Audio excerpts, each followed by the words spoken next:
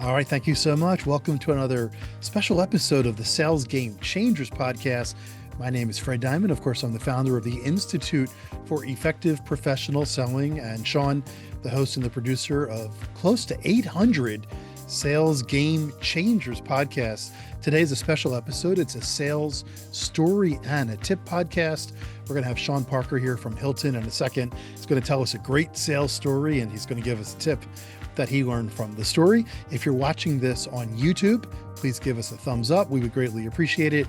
If you're listening to this on Apple, please give us a 5-star review. Sean, I want to remind people that we transcribe every Sales Game Changers podcast episode that we've ever done. They can go to salesgamechangerspodcast.com and they could just search on Hilton and they'll find your show with us. We've also, of course, have had our good friend Kim Napolitano on the show.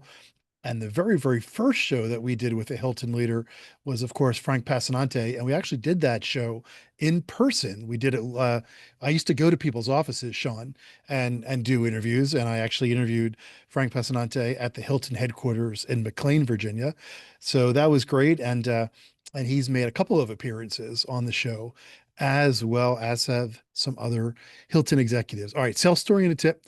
I bring on a sales leader. I ask them to introduce themselves, then tell us a great story, a great sales story, and give us a tip. So, Sean Parker, why don't you introduce yourself? Thank you, Fred. Hello, everyone. I'm Sean Parker. I am the Executive Director of Strategic Accounts and Corporate Group Sales for Hilton. Been with Hilton for nearly 7 years. I'm based here in Atlanta, Georgia, and happy to be on the call today. All right, I'm very excited to hear your story. So, Sean Parker, tell us a great sales story. Happy to do so. A lot of times we think that a great sales story, is a multi-million dollar closing or booking. But we've really talked to the team a lot here recently about celebrating those small base hits. Those base hits, those consistent, moves of progress are really what big wins are made of. So the story that I'll tell today is more in that category, and it's really around.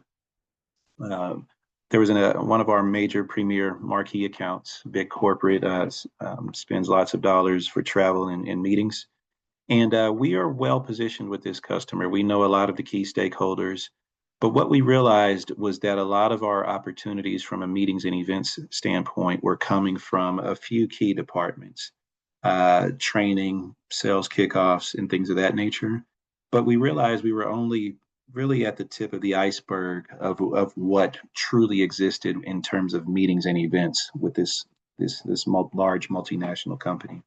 So, just, in a sense of humility, we've really been talking about business development within our key accounts all the time and inside sales within our accounts. We started to really dive into LinkedIn to find new customers, new contacts that might be booking meetings, specifically within the luxury space. We were looking for certain titles. We found this excellent title, Head of Executive Meetings, and we were really trying to drive business into our luxury hotels. I always connect and reached out through their direct message, introduced myself. This is what we do. We manage your account. Would love to talk to you about luxury meetings.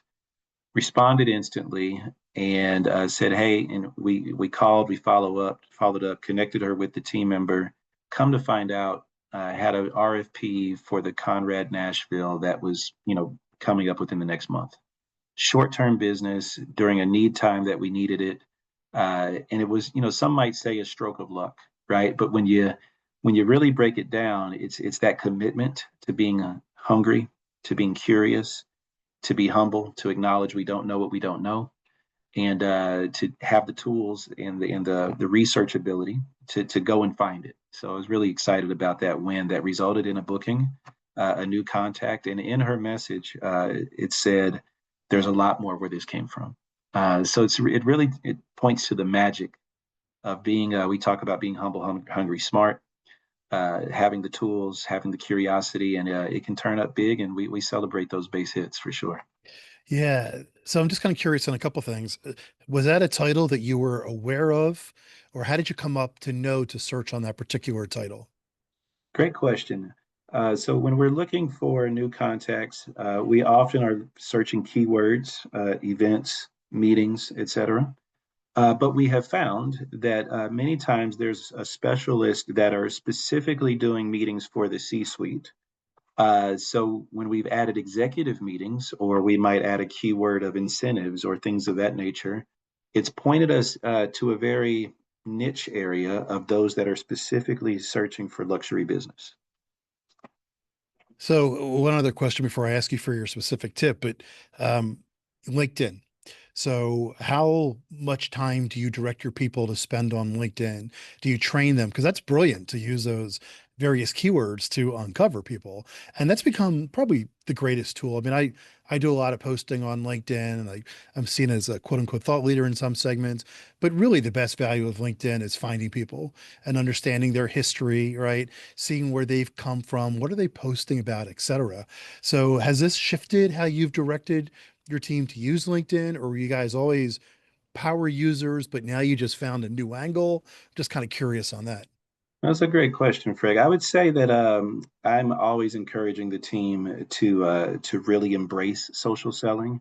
I think LinkedIn is my favorite platform of choice, but really encouraging the team to use the tools such as Zoom Info, or some people are more leaning into Instagram or other channels of that nature. But for me, business platform where all of the buyers are, I like LinkedIn, and I've had a lot of success there. So I would say I've really been encouraging the team to develop and strengthen their social selling muscle. I think it's a key component of top performing sales professionals today, and it's really challenging the team to commit to always learning, always evolving. And I've told them I'm not expecting you guys to be social selling experts. I think LinkedIn has a measuring system where you can be, 80, 90, 100 or whatever. But there's a way to lean in and participate. There's a way to grow your network. There's a way to have a platform and have a message.